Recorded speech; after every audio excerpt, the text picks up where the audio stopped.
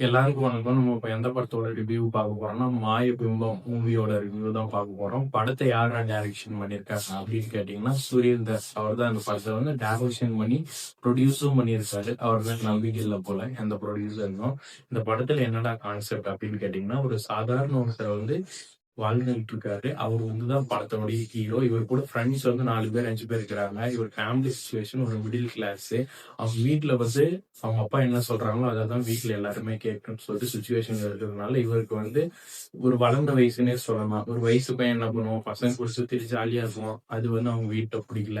அவன் வந்து ஃப்ரெண்ட்ஸ் என்ன சொல்றானோ அதை மட்டுமே கேட்டுக்கிட்டு இருக்கிறான். அதனால வந்து என்ன நடக்குது அப்படின்னு வந்து சீன் பை சீன் நகருது. அடுத்தது என்ன ஆகுதுன்னா, இவருக்கு வந்து ஒரு லவ் பண்றாரு. அந்த லவ் பண்ணிட்டு இவங்க ஃப்ரெண்ட்ஸ் சொல்றதை கேட்டு அந்த பொண்ணை வந்து தனியா ஒரு இடத்துக்கு கூட்டிட்டு போறாரு. அந்த இடத்துல போகும்போது ஒரு தப்பான ஒரு விஷயத்துல தப்பான ஒரு இடத்துக்கு போய் மாட்டிக்கிறாங்க. அதுல இருந்து அவங்க எப்படி வெளியே வராங்க, அந்த இடத்துல வந்து இவர் வந்து போலீஸ் கேஸ் ஆகிற சுச்சுவேஷன் ஆயிடுது.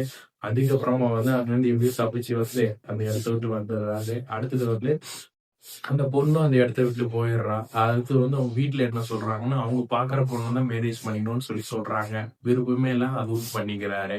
அடுத்து வந்து லவ் பண்ண பொண்ணையும் விட்டுட்டு லாஸ்ட்டா வந்து வீட்ல பார்த்து வச்ச பொண்ண மேரேஜ் பண்ணிட்டு ஒரு தப்பு பண்ணிட்டு ஜெயிலுக்கும் போயிடுறாரு. என்னடா வாழ்க்கை அப்படின்னு சொல்லி யோசிக்கிறாரு. இத பேஸ் பண்ணி தான் மாயபிம்பம் அப்படின்னு சொல்லிட்டு ஃபிலிமுக்கு வந்து பேர் வச்சிருக்காங்க. படம் ஓகே பாக்குற மாதிரி தான் இருக்குன்னு சொல்லலாம். இந்த படத்துக்கு ஓவர் ப்ரொமோஷனா இருக்குது.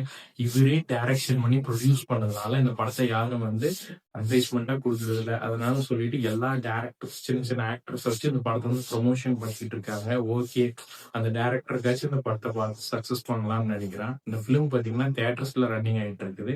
ஒரு சாதாரண மனுஷனால என்ன ஹேண்டில் பண்ண முடியும் இருக்கிற சுச்சுவேஷன் அப்படின்னு சொல்லி காமிச்சிருக்காங்க. லவ் பண்ணா லவ்வையும் முழுசா பார்க்க முடியல. வீட்டுல பார்த்து வச்சு பொண்ணையும் ஒழுங்கா கேர் பண்ணிக்க முடியல. ஏதோ ஒரு சின்ன ஒரு தப்பு பண்ணிட்டு ஜெயிலுக்கு போயிட்டு அந்த இடத்த விட்டு எப்படி வெளியே வருதுன்னு தெரியாத போற ஒரு தனி மனிதனுடைய வாழ்க்கையை வச்சு இந்த ஃபிலிம் எடுத்திருக்காங்க. பார்க்கும்போது கொஞ்சம் கஷ்டமா தான் இருக்குது. இந்த படத்துக்கு எல்லாரும் சப்போர்ட் பண்ணலாம்னு நினைக்கிறேன். மறுபடியும் அடுத்த பட ரிவ்யூல பார்ப்போம்.